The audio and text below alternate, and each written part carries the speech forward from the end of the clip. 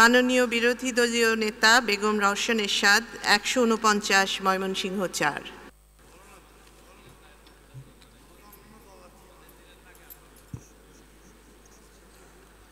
বিসমিল্লাহির রহমানির রহিম। মাননীয় স্পিকার, আপনাকে আন্তরিক অভিনন্দন জানাচ্ছি। আপনি দ্বিতীয়বারের মতো স্পিকার মনোনীত হয়েছেন। আমরা অত্যন্ত আনন্দিত ও গর্বিত।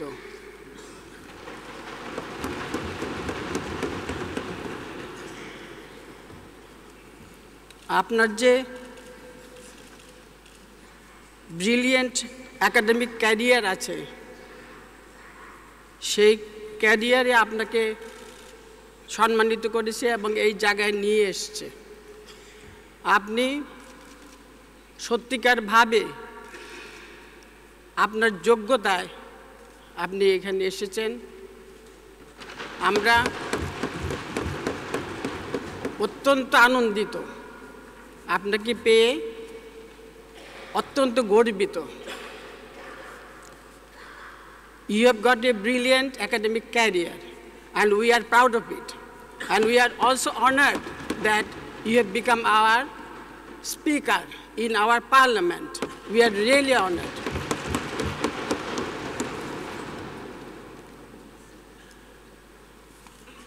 আমাদের দেশে আপনি প্রথম স্পিকার হয়েছেন, সেই জন্য আরও আমাদের আনন্দ হচ্ছে যে আপনার মতো একদম ব্রিলিয়েন্ট একাডেমিক ক্যারিয়ার একজন মহিলা, একজন লেডি, একদম পারফেক্ট লেডি আমাদের স্পিকার হয়েছেন। সেই সঙ্গে আমি মাননীয় সংসদের নেতা মাননীয় প্রধানমন্ত্রীকে অভিনন্দন জানাচ্ছি। তিনি সাংবিধানিক ধারাবাহিকতা বজায় রাখার জন্য, গণতন্ত্রকে প্রতিষ্ঠিত করার জন্য তিনি যে প্রয়াস নিয়েছেন, চেষ্টা করেছেন, এবং সেই ফলশ্রুতিতে আজ আমরা এখানে আসতে পেরেছি।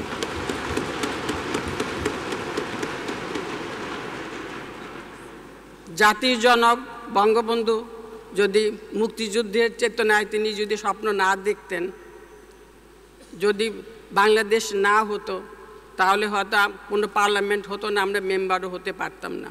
আজ উনি বাংলাদেশকে স্বাধীন করার জন্য তিনি যে স্বপ্ন দেখেছেন এবং সেটা বাস্তবায়ন করেছেন, তার জন্যই সম্ভব হয়েছে আজ আমাদের এখানে আমরা এসেছি, পার্লামেন্টে মেম্বার হয়েছে, সম্মানিত হয়েছি একমাত্র ওনার কারণে। সেই জন্য আমি জাতির জনক বঙ্গবন্ধুকে শ্রদ্ধাভরে স্মরণ করছি। সেই সঙ্গে আমাদের মুক্তিযুদ্ধে যারা অংশগ্রহণ করেছেন, যেমন জেনারেল ওসমানী আছেন, এয়ার চিফ খন্দকার খন্দকার আছেন, জেনারেল শওকত আছেন, ব্রিগেডিয়ার খালেদ মোশাররফ আছেন, বিভিন্নভাবে যারা আমাদের দেশকে স্বাধীন করার জন্য অনেক মুক্তিযোদ্ধা আছে, বীর মুক্তিযোদ্ধারা যারা আছেন, তাদের জীবন দিয়ে তারা এই দেশকে স্বাধীন করেছে। সেই স্বাধীন দেশে আমরা বাস করতে পারছি, এটা আমাদের কত বড় সৌভাগ্য। তাই আমি তাদের সবাইকে আন্তরিক শ্রদ্ধা ভরে স্মরণ করছি, আমার শ্রদ্ধা তাদেরকে নিবেদন করছি। আর আমাদের মা বোনরা যারা তাদের সম্ভ্রম দিয়েছে, সম্ভ্রমের বিনিময়ে আমরা স্বাধীনতা পেয়েছি, সে কথাও আমি শ্রদ্ধা ভরে স্মরণ করছি। আমি সবাইকে আন্তরিক ধন্যবাদ জানাচ্ছি যে এ পর্যন্ত আমরা এই জায়গায় এসে পৌঁছাতে পেরেছি। মাননীয় স্পিকার, আমাদের দেশে বহুবিধ সমস্যা আছে, তার মধ্যে সবচেয়ে বড় সমস্যা হলো রাজনৈতিক সমস্যা।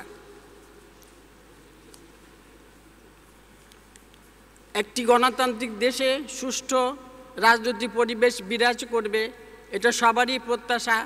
আমরা রাজনীতি করি দেশ ও জনগণের জন্য, দেশ ও জনগণের কল্যাণের জন্য, কিন্তু যে ধারাটা আমাদের দেশে বিরাজ করছিল তারা গণতন্ত্রের সহায়ক ছিল না। সেই জন্য আমরা দেখতে পেয়েছি যে সরকারি দল বিরোধী দল কোনো সময়ে একসঙ্গে বসেনি। জাতীয় স্বার্থ যতই গুরুত্বপূর্ণ হোক না কেন, জাতীয় স্বার্থ বিজড়িত কোনো ইস্যুকে নিয়ে কোনো সময় আলাপ আলোচনা করতে আমরা দেখিনি। সেই জন্য আমি মনে করি যে আমাদেরকে প্রতিহিংসার রাজনীতি, বিদ্বেষের রাজনীতিকে বিসর্জন দিতে হবে।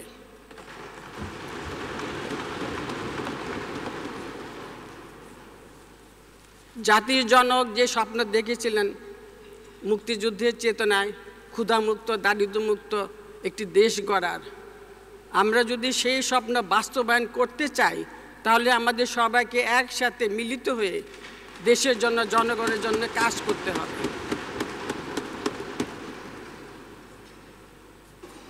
এখানে এতদিন প্রধান বিরোধী দল ছিলেন, তিনি এবারে নির্বাচনে অংশগ্রহণ করেনি, এটা অত্যন্ত দুঃখজনক ঘটনা। সেই সঙ্গে আমি শহীদ প্রেসিডেন্ট জিয়াউর রহমানের অবদানকেও আমি স্মরণ করছি শ্রদ্ধা ভরে এবং তাকে আন্তরিক শ্রদ্ধা জানাচ্ছি। যদি সবাই মিলে আমরা নির্বাচন করতাম তাহলে হয়তো আরও ভালো হতো। এখন কোনো দল আসেনি বলে নির্বাচন হবে না, এটা তো হয় না। কাজেই সাংবিধানিক ধারাবাহিকতা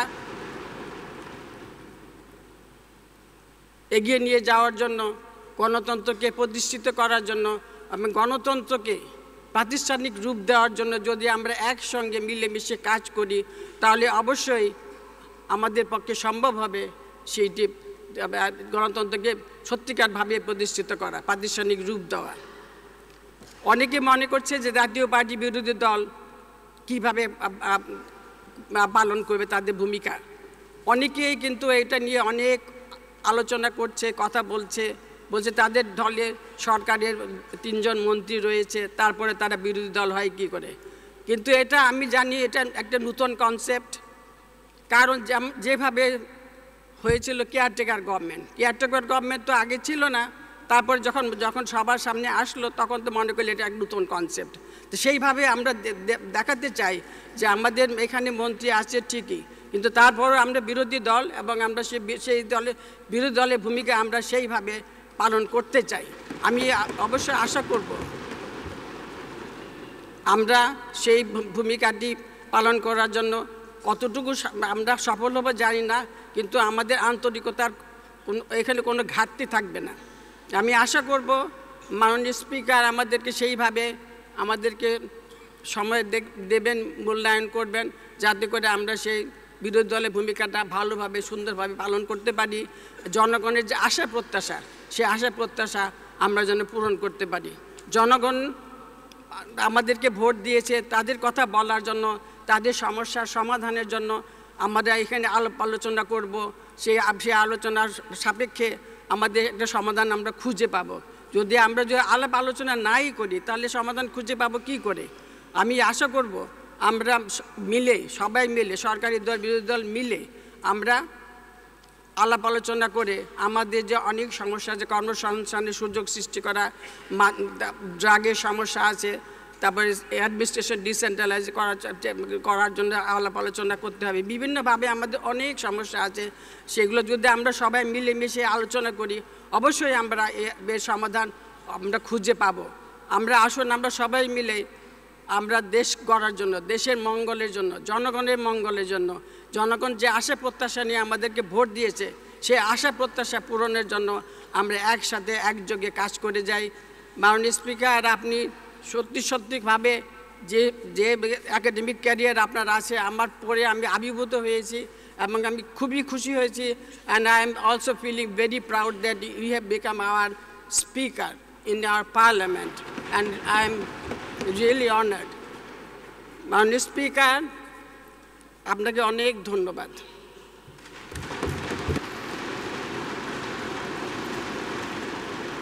ধন্যবাদ মাননীয় বিরোধী দলীয় নেতা